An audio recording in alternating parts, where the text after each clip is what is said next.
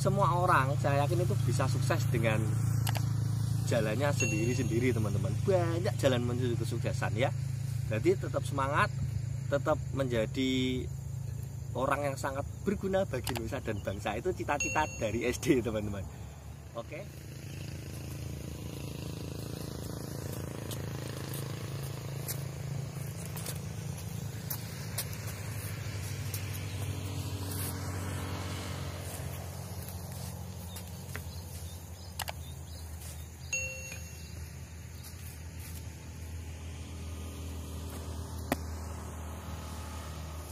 Ada teman-teman lah ini.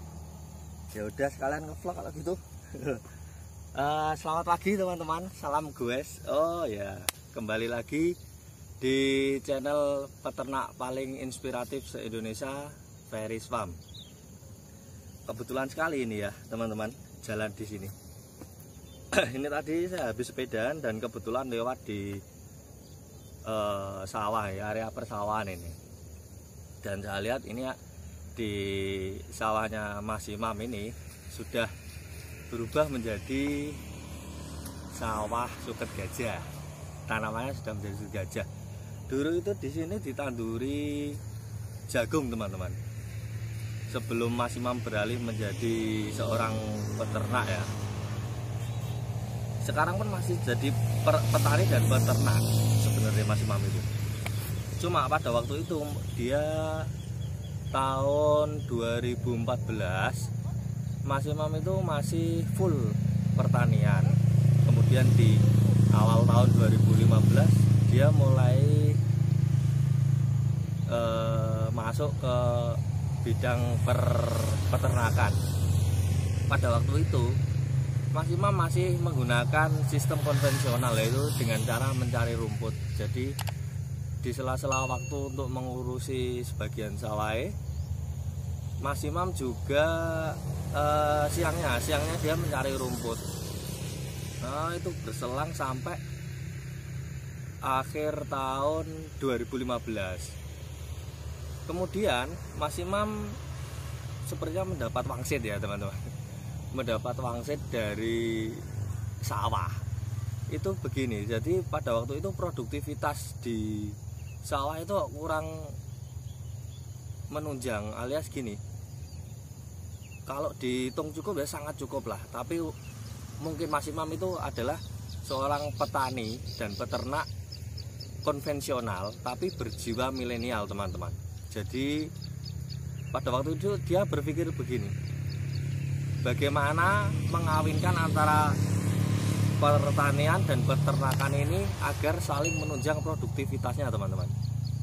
Nah akhirnya mereka berpikir Mas Imam berpikir seperti ini, bukan sama istrinya ya, berpikir seperti ini, bagaimana kalau sampah dari pertanian itu dimanfaatkan, dan bagaimana pula agar sampah dari atau limbah dari peternakan itu dimanfaatkan. Nah akhirnya dia saling subsidi silang ini. Mas Imam berinya seperti itu. Kemudian sebagian lahannya disulap menjadi seperti ini, lahan suket gajah ya. Pada waktu itu gini loh ceritanya, untuk pertanian dan dia kan sudah punya banyak sawah ya, dan peternakannya dia ingin sesukses sawah itu. Nah bagaimana kalau ngarit terus, kan nggak bisa, otomatis satu, dia harus mengerjakan orang atau beli. Nah karena dirasa lost cost ya teman-teman ya, lost cost kok pakan kok beli terus, nanti keuntungan hanya apa 50-50, kok 50-50, ya 50-50 lah untuk membayar pembelian pakan tadi. Akhirnya sebagian tanahnya disulap menjadi lahan ini sekitar 1 hektar teman-teman. 1 hektar itu kalau ditanami suket odot itu 1 tahun bisa menghasilkan 12 ton. Dan model seperti ini, mengapa saya bilang dia kok bertani konvensional tapi berjiwa milenial. berpikirnya seperti ini teman-teman. Untuk masalah ternak, kita bisa ternak sebanyak mungkin, sebesar mungkin, dengan catatan satu, ternak itu butuh makan teman-teman. Kebutuhan paling dasar seorang dari ternak kita itu adalah makanan teman-teman. Dan untuk menutupi kos itu, maka Mas Imam berpikir bagaimana menyiapkan makanan ini agar tidak lost cost. Pada waktu itu pembelian makan itu sampai 24 juta teman-teman untuk 30 ekor kambing ya. 24 juta itu 30 ekor kambing selama 3 bulan.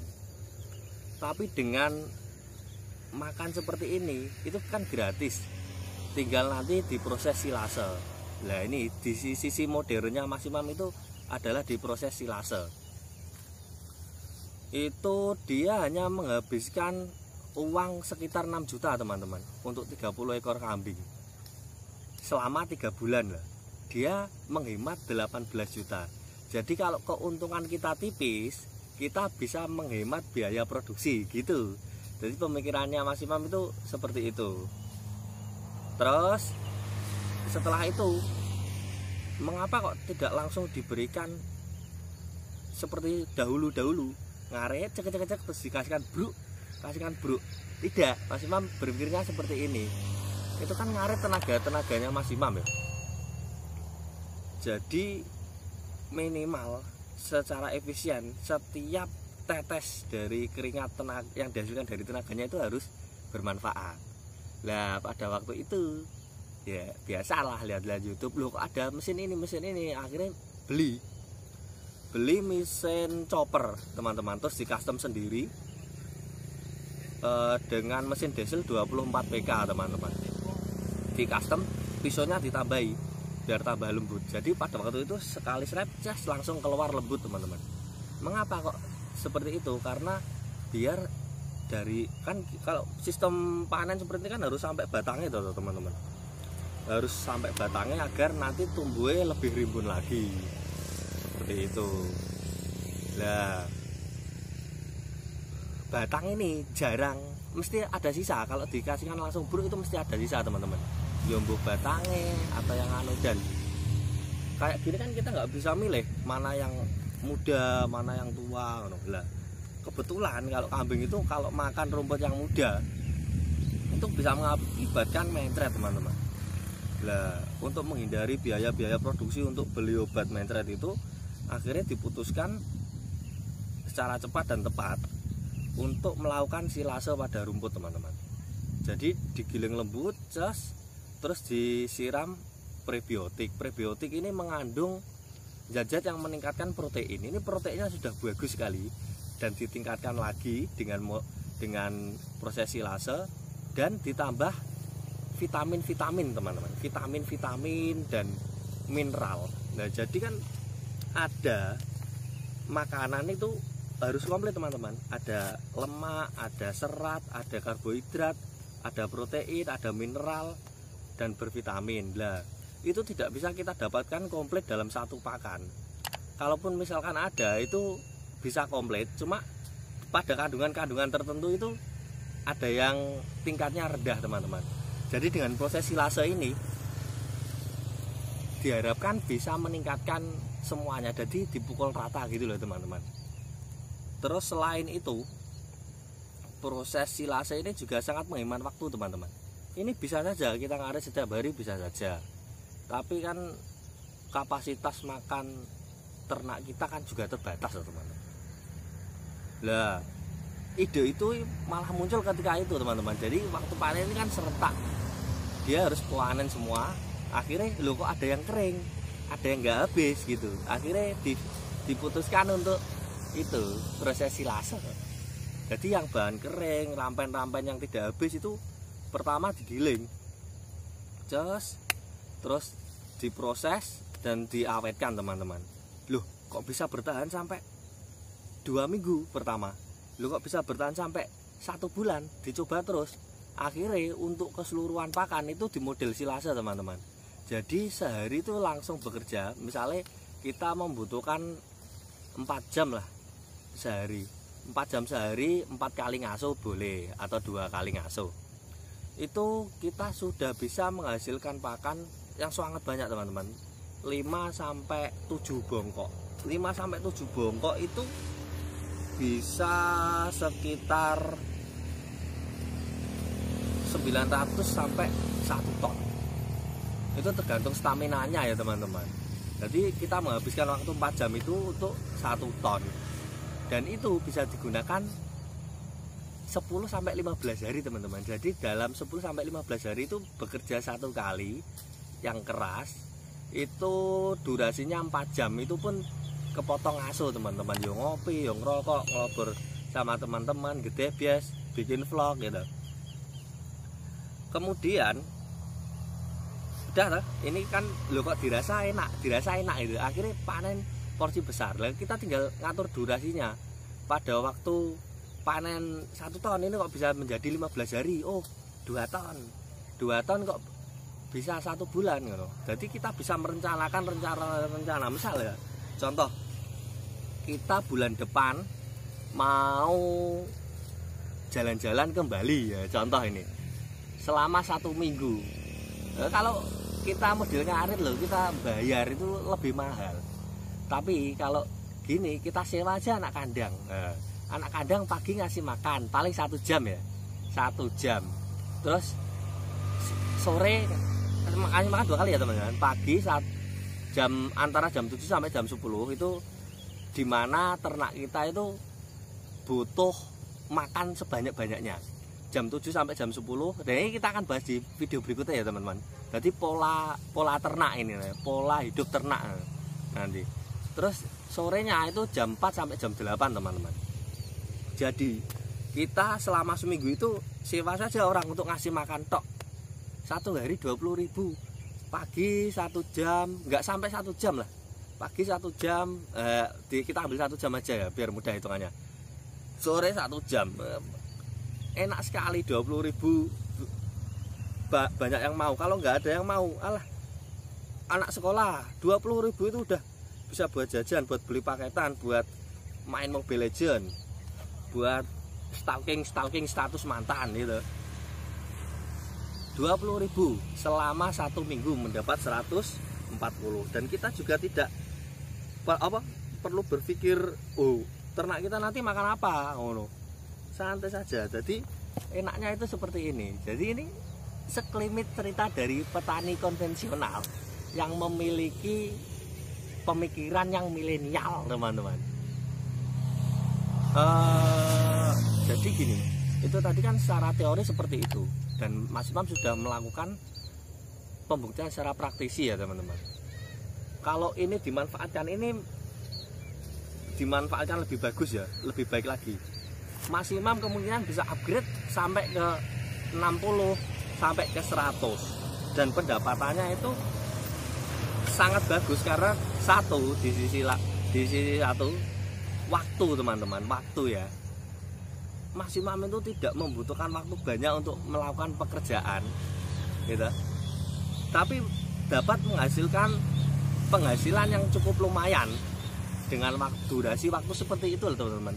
Sehari cuma 2 jam, dan 2 jam ya, sisanya 22 jam itu kita bisa manfaatkan untuk ke warung, lihat sawah, ngobrol sama teman, bangun network, dan banyak sekali yang kita bisa manfaatkan dalam waktu 22 jam tersebut.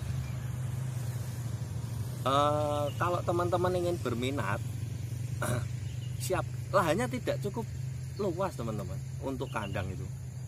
1 kandang itu normalnya dengan ketinggian di atas 60 cm itu ukurannya 1 kali 20, ini saya kasih bocoran ya, kali 1,5, itu bisa diisi 5 ekor kambing bakalan ya, sekitar 12-15 kilo. Nanti dengan pakan seperti ini, itu 1 bulannya bisa naik 4-5 kilo teman-teman. Kita ambil 4 aja ya minimal ya. 4 kali 3 12, 27 kilo loh, hampir separuh sendiri teman-teman kenaikannya. Dipotong ongkos biaya pakan yang sangat murah seperti ini, saya rasa keuntungannya cukup bagus 60 modal 40 keuntungan teman-teman. Itu dari sisi keuangan ya. Nah dari sisi waktu mendapatkan keuntungan sangat banyak sekali ya. Jadi pemikiran model Mas Imam ini yang perlu kita contoh untuk scale up kehidupan kita teman-teman. Untuk pembahasan kandang atau pembahasan yang lain-lain nanti sepertinya akan saya bahas di video berikutnya. Jadi kalau misalnya ada saran untuk membahas apa, untuk ada pertanyaan-pertanyaan lah dan atau masukan lah. Ini kan channel baru ya teman-teman ya. Jadi masih perlu masukan dari teman-teman agar bisa membangun channel ini untuk ke arah lebih baik seperti itu loh teman-teman. Jadi kita belajar bareng, kita insya Allah sukses bareng. Semua orang saya yakin itu bisa sukses dengan jalannya sendiri-sendiri teman-teman. Banyak jalan menuju kesuksesan ya. Jadi tetap semangat, tetap menjadi orang yang sangat berguna bagi nusa dan bangsa. Itu cita-cita dari SD teman-teman. Oke, sepertinya seperti itu ya ulasan dari channel ini, channel paling inspiratif di Indonesia ini, calon ini Ferry's Farm ya. Jangan lupa itu tadi komen, kalau dirasa perlu share ya di share, kalau rindu dan kangen sama saya ini Mas Ferry ya, itu subscribe aja lah. Nomor WA nanti bisa via komen lah, nanti saya komen nomor WA saya ya, tanya saya kirimkan, enggak saya share nanti ada spam banyak. Jadi kalau Anda butuh langsung tanya nomor WA saja, nanti kita chattingan masalah apa yang ada di peternakan lah. Fokus ke peternakan aja ya. Untuk pertanyaan biar Mas Imam ya. Peternakan dan pertanyaan itu biar dibahas oleh Mas Imam. Ya udah, sekian ya dari saya ya. Akhirul kalam.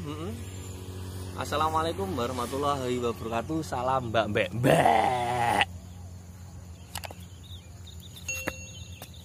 Gue lagi teman-teman.